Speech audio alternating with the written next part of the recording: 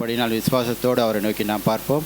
எங்களை அதிகமாக நேசித்து வழிநடத்தும் பிதாவே, இதோ சொல்லப்படுகின்ற ஜெப குறிப்புகளுக்காக சோத்தரிக்கிறோம். ஆண்டவரே தேவரீர் அப்பா, இந்த நாளிலே ஆண்டவரே பிறந்த நாள் காண்கிற தீபக் அந்த ஹரிஸ் ராஜ் அவர்களுக்காக சோத்தரிக்கிறோம்.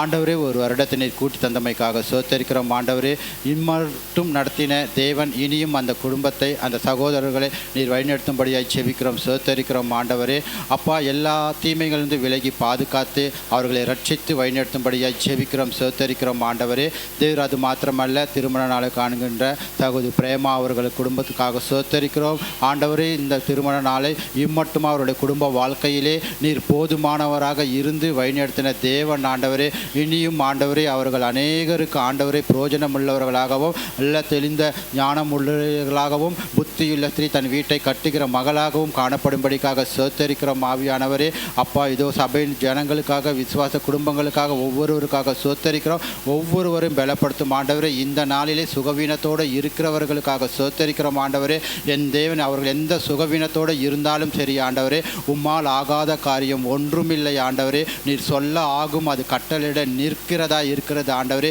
நீர் ஒரு வார்த்தை சொன்னால் போதும் ஆண்டவரே, எல்லா சுகவீனங்களும் எல்லா பலவீனங்களும் நீங்கி பலவான்களாய் மாறுவார்கள் ஆண்டவரே.